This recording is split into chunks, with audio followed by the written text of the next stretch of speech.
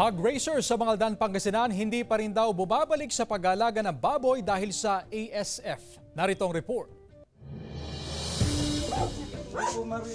Taong 2020 nang makal ang nasa higit 100 na baboy ni Jing ng Barangay Gilig, Mangaldan, Pangasinan matapos tamaan ng African Swine Fever virus. Simula noon, hindi na muling sumubok sa pag-aalaga ng baboy dahil sa trauma.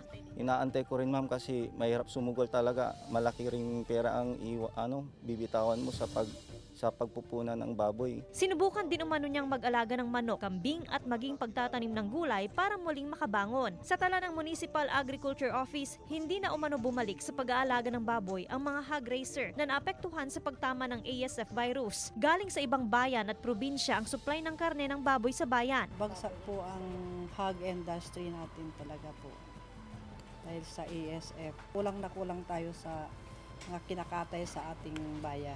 Malaking bagay raw kung magiging available na ang bakuna kontra ASF. Ayon sa Department of Agriculture, inaasahan ng isasagawa ang vaccine trial kontra sa ASF anumang araw hanggang sa susunod na linggo. Kung maganda ang magiging resulta, may tsansang magiging available na ito sa merkado. Masaya kami kasi siyempre at least mabubuhay yung pangkabuhayan namin na livelihood na para sa pagpapaaral, pagkukunan ng pagpapaaral ng mga bata. Kasama si Daryl Peralta, Joan Punsoy, One North, Central Luzon.